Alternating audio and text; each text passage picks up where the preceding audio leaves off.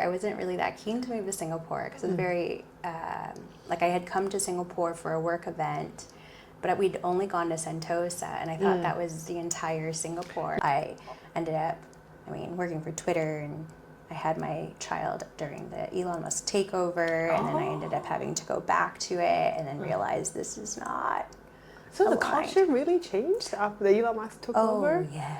But I know I'm not alone. I know that so many people, and I've met for example, a lot of women in Singapore who women and had kids and then split up with their partners and then visas.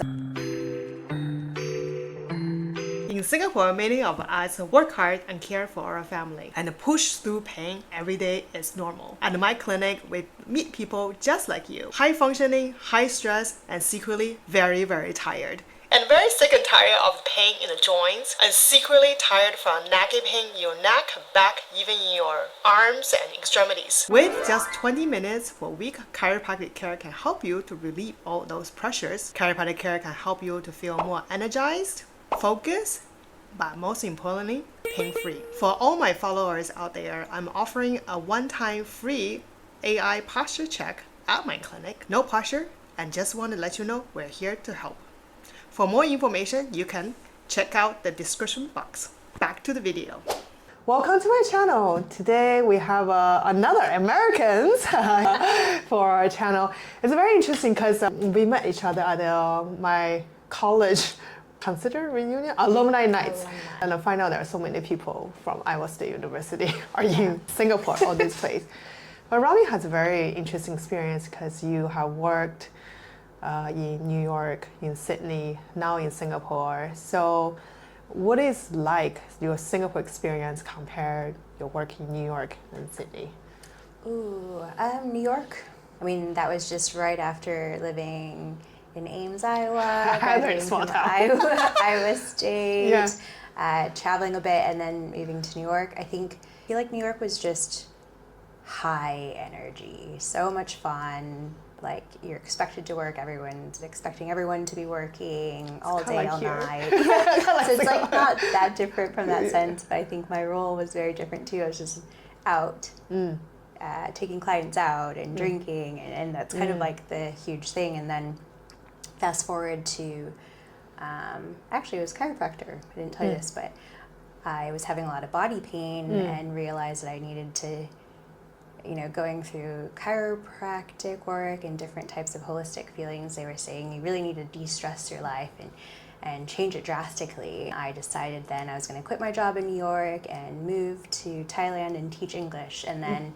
that actually didn't happen. I ended up just having fun there and then getting a job in Sydney. And then I moved to Sydney, started working there, brought my New York workaholicness to Sydney, but then at least had the beach and that type of work mentality that I think Australians are quite good at trying to balance. And then after 9 years, had an opportunity to come to Singapore to take on like a more regional role, and I think it was really, really sad to leave Sydney because I loved that beach city life, even though it was really far from my family. But then Singapore, I think, provided just being able to work with lots of different, even more different cultures, and because I think that role was being able to work across all Southeast Asia, China, Japan, and India. So I think it was really exciting from that perspective. But yeah, working still a lot.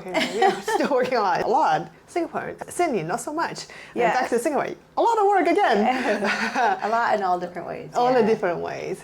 So you've been here since 2018. Correct. Yeah. So what was your first impression when you first of Singapore? Get here in Singapore? Well, I guess, like I said earlier, I wasn't really that keen to move to Singapore because it was very, like I had come to Singapore for a work event, but we'd only gone to Sentosa, and I thought that was the entire Singapore. But then when I went for an interview out here, I was staying in the CBD, and I thought, okay, there's a lot more diversity, and it's like quite cool. I found one to work for a U.S. company in Asia. I already experienced some of it in Australia, but like American companies just expect you to adhere to their time zone, so like getting like 2 a.m. calls and things like that, or just following all the processes and having to learn the distinct different countries, all the different cultures, different languages, and the cultural ways that people work. So I had to really study, I don't know, like the culture math. The book is just how to work with people from lots of different places. Yeah, which I found really fascinating, but very challenging at the same time. Yeah. So you've been here about 7 years now. After 7 years, how you feel about this place? It kept growing on me. I think during COVID, because that was just a couple years before COVID, I really wanted to get out because I even when I was in Singapore, I was traveling a lot, so I didn't really explore the country that much, which I got the chance to more so during COVID. Nowhere to go. You will have to explore every single inch of Singapore.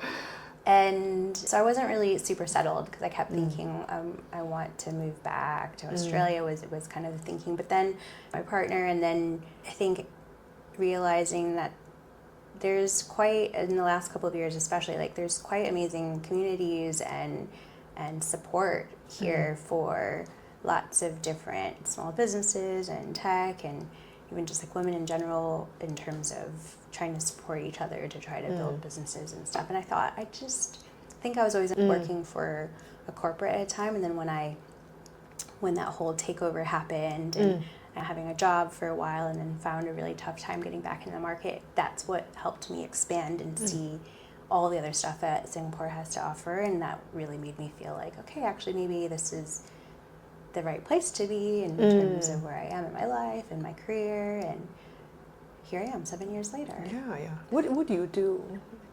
What do I do? Yeah. So I right now am working as a salesperson at a software marketing technology company. Yeah. So are you always in the tech industries? Yes. No. Yes. Yeah. Iowa State, I studied merchandising. Moved to New York to work in merchandising. Fashion? Is it considered fashion? Oh. Yeah, okay. more on the business side. And then I transferred into digital advertising. And then started I worked for YouTube advertising and Google advertising, and then Twitter advertising, and then now I'm in the marketing technology side of advertising. Oh, okay. Yeah. So a lot of people who come to maybe just like 2-year contract, 3-year contract, you not only found a career here, you also built a small family here. So you found your partner here, and you have a daughter, 2-year-old, 3-year-old? She's 3. 3. She's old now, yeah. So how is life transitions, to be in a foreign land that just more than yourself, you're responsible for your daughter, responsible for your partners, like, how does it make you feel? Yeah. Oh goodness. Living in the U.S. and growing up in the U.S., I'd always dreamt of living abroad. And Me too. and then also it'd be so exciting to marry someone from a different country and just be with other places. And then fast forward to today, I'm like, oh my gosh, it's so hard. Just like everything logistically is so difficult when especially two different countries and stuff. So I don't know if that's exactly what you're asking, but I think the complexities of you don't think about that when you're younger about immigration status and visa, how that can change with time. Because I think when I moved to Australia, it just happened to be really great timing that I didn't have to really worry about a visa at that time. It just kind of, especially in the tech industry at that point, it was just all the timings matched up where I basically was just given a visa, I was given a job, and it was kind of because it was just the right time and place for what experience I had at the time. And then even coming to Singapore, it was the same thing. Like, it didn't really. Yeah, 2019. I didn't really have to think about it. Whereas in the last couple of years, it's just been the bane of my existence. Every day, it's like, oh my gosh, do I have a visa? And my friends are getting laid off. And, then they don't have the right visas, and then we're constantly talking about, how do we help each other and what do we do? So I think that's the part where I'm saying, like, my husband did, and then I didn't, and then we're both not from the same country, so if you had to leave, where would you go? And our families are in different places, so it's not super straightforward. Yeah, exactly. It's like, you know, he's from Ireland, UK. Then you're from the colonized. You both kind of build a family here in Singapore. I mean, are there any like culture differences? Yes, although it's English-speaking country, but I think there's still quite a lot of culture differences. Oh yeah. I guess kind of even all the stuff that I was studying for work in terms of just like trying to get along with different, or trying to work with like a British, or he's like more, he relates more and resonates more with the Scottish. So we joke that saying that our daughter has like the Filipina Scottish blood and the American British kind of like it's just kind of like a force, very sassy. So I think all of that in relation to even all the logistics of he got an EP quite easily because he's a white Caucasian British guy, but for some reason in his company he's like a diversity point. Yeah, really. Oh, How? yeah. So being so far away, wearing multiple hats, to be a new mother, also try to be a good partner and to be a good parent. Like, what is the most challenging things? Things got really challenging because I think, as to your point, and we both came to Singapore with our own accord. We both came for our careers. We both were really hyper independent, which is for worse, but we were very good in terms of a couple together, just the two of us, you know, really excited and ambitious about our careers, really excited to like explore Singapore and the region together. But then when we started to, like, that's what that identity, you know, like our careers and our independence and like this stuff. And then we decided first become fur parents and have our pet dog, and then become parents. I think that really challenged our independent identities. And even though we thought we went into the relationship and parenthood quite eyes wide open, like we were aware, we're like, okay, we've heard that a lot of couples get challenged with their identity as a couple and their identities as an individual when they start to become parents, and like, that's not going to happen to us. We're going to overcome this. We're going to figure that out. Lo and behold, we did not. We both suffered really badly from it because I ended up, working for Twitter, and I had my child during the Elon Musk takeover, and then I ended up having to go back to it and then realize this is not. So the culture really changed after the Elon Musk took over? Oh, yeah. Yes.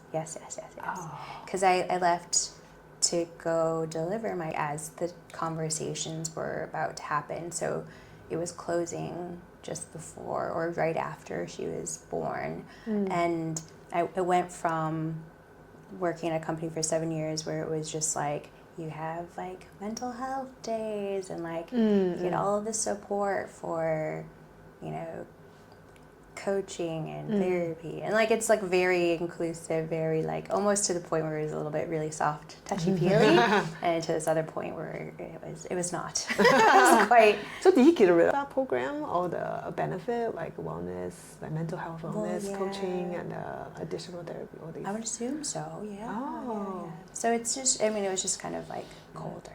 Okay. Yeah.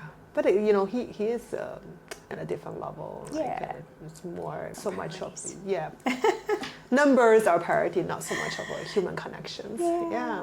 But yes, then after that, like I didn't have. I decided to leave and didn't realize that the whole like tech industry was going to start following suit, and so it was really difficult to find a job after that, because I decided, I'm going to take a break because I'd been at the company 8 years, and I'm just gonna spend time with my dog. I'll start looking for a job later, and after a few months, and then I didn't realize like, it's not that easy, and the visa stuff. So that's kind of when all of that kind of started. So then I started losing. I'm like, who am I when I'm not working? I don't know who I am. And then that impacted my relationship with my partner, because I was like, why can't I get a job? Like I thought I had done all the right things. I'd worked at the right companies. Like what's happened, and then now I have this, child who I love so much, but at the same time, I'd always imagined working and being a mother. So when I was just being a mother, I was almost like, wait, I wasn't prepared for this. Like, I don't really know how to identify with this, which I think like a lot of us go through with that. So then I couldn't even focus on like my partner. I was a bit like, oh yeah, like we're fine. Everything's gonna be fine. And then it's not. Yeah, so Rami is going through some difficult times right now. But before the camera roll, we did talk about that in the darkest place that still find that resilience. So perhaps you can walk us through, like, what is your process, and how do you identify, like, oh my God, this is like not a good place to be, but you're still not losing sight. Like, what is your process like? Oh gosh, I wish I had like a process. Or how you're going through all that. I think it's just been like going through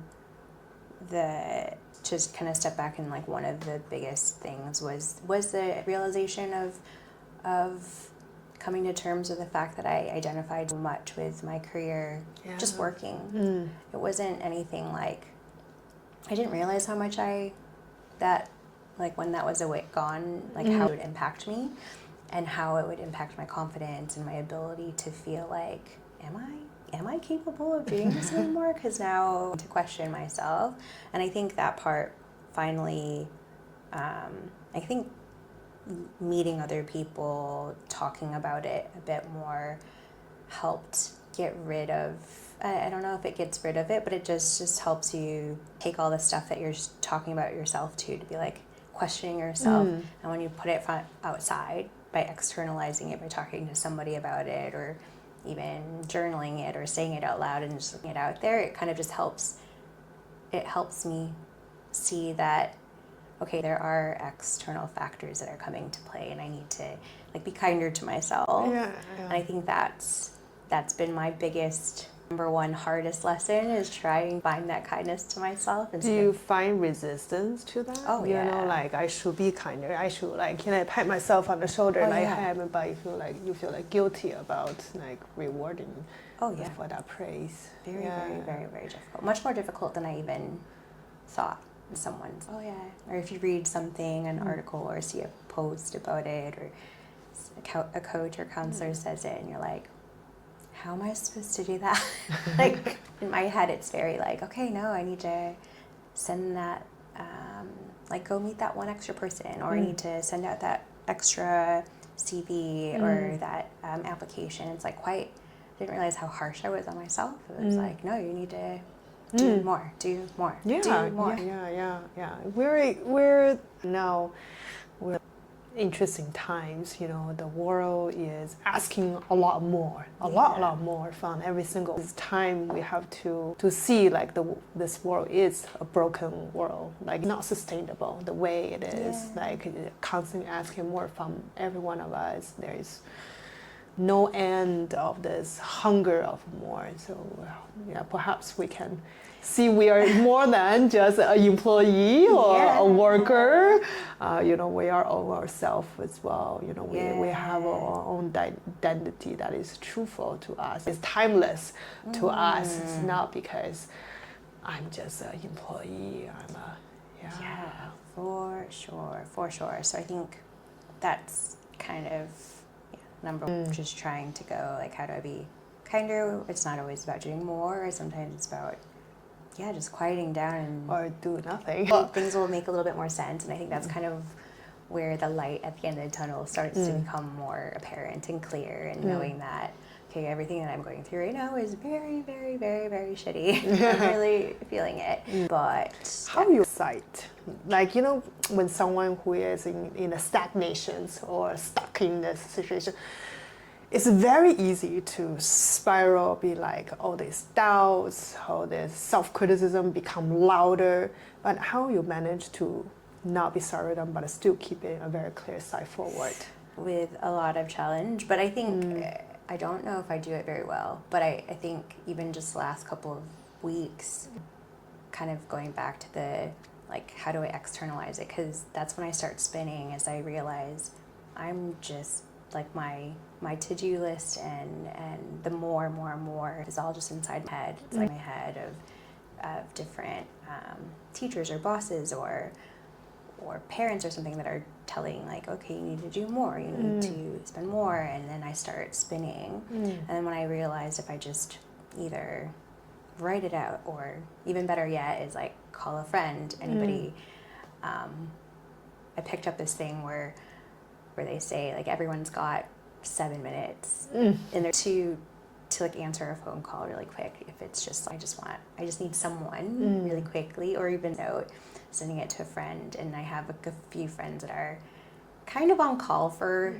especially during these like really challenging times right now, that it's almost having those minutes to just get it out there. Like, and I blurt it out. I'm like, this is what I'm thinking about. I'm spinning because of all of these things, these conversations I had with my ex, this conversation that I was having with this, and how I feel like I'm falling apart. And even though that was really hard to say out loud, because it's almost like when you say it out loud, it feels so like vulnerable. Shameful. Yeah, you feel like, oh my God, I can't believe, but like, and I start judging myself. Isn't that but then the it actually true it comes identity out. of us? We are vulnerable, we are weak, we are gentle, and we are very fragile people. Every one of us, even I am a very fragile person, even in my 40s. So it just like the more I interview people in this channel, you know, like I ask the same questions. So what's the hardest thing? How are you coming out of it? And everyone has their own different way of coming out of that dark pit. Some of them, like you know, they don't lose sight of them. They believe one day everything will make sense. I just need to keep on going. Some people are getting to action mode, you know, like, okay, I'm gonna claw my way out of this. So I'll take a lot of actions and see whichever one sticks. And some of them just completely switch up a mindset, which is really hard to do. Like whenever they see like more stuck they are, more excited they are, is an opportunity to break through. Right. So, you know, everyone has their own different way of dealing with that. But I think as human beings, we're just resilient, vulnerable, weak, fragile, physically, and maybe, but somehow the human spirit that's always within us. I hope so. Yeah. Well, I think you're talking to me where I'm like really stuck right now. So I think. Don't worry, I'm still very stuck. So it's like very different. Like I feel like in a couple months from now, maybe I'll have a very different outlook or answer. But like I'm literally in the shit right now. So if you even think you are in a very shitty, you know, like maybe you in your mind it's like, oh, why am one? You know, have to go through my friends are doing one. In fact, a lot of people in the situations, you know, like many of us are facing, or maybe because at this, you know, crossroad of 30, 40, 50, not ready to retire, but not enough to fail multiple times. So I think, it's a vulnerable state. Everybody has gone through or still going through. I know I am still going through. So that's why, you know, I always ask a question for my guest because I want to know how you do it.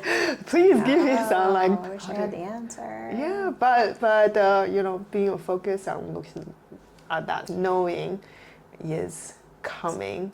Yeah. It's like a relief because I don't know. I guess I think what you said is probably something I do, but I don't think about it all the time. But I know I'm not alone. I know that so many people, and I've met a lot of women in Singapore who and had kids and then split up with their partners and visas, like all very similar situations, and having them as almost role. I don't know, it's like you, and I think that helps with the light at the end of the tunnel, knowing like I see now these women before me who have gone through same shittier, worse, better conditions.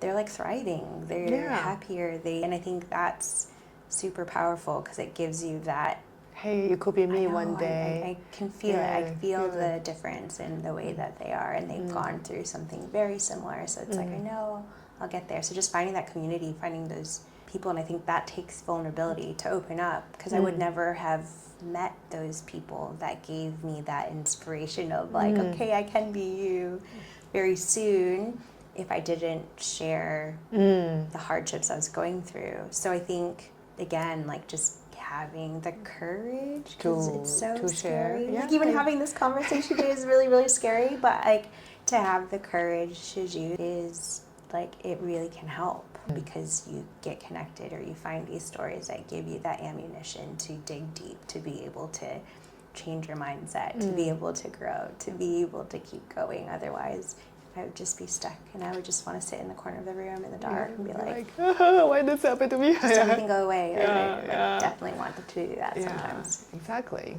It's always that through unexpected challenges that we break the shell and the new identity occurs. So perhaps, in the past, it's always, career, job, like a job defined us. I think many of us are so much attachment on this job, like my company define our identity, and we often forget we're way more than that. I don't feel like that anymore. I mean, I do, but I don't. But I'm just trying to find.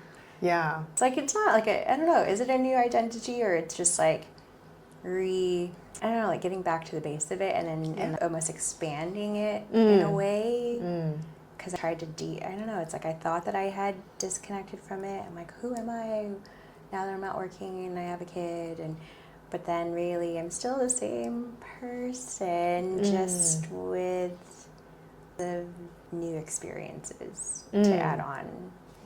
And I don't know what that means.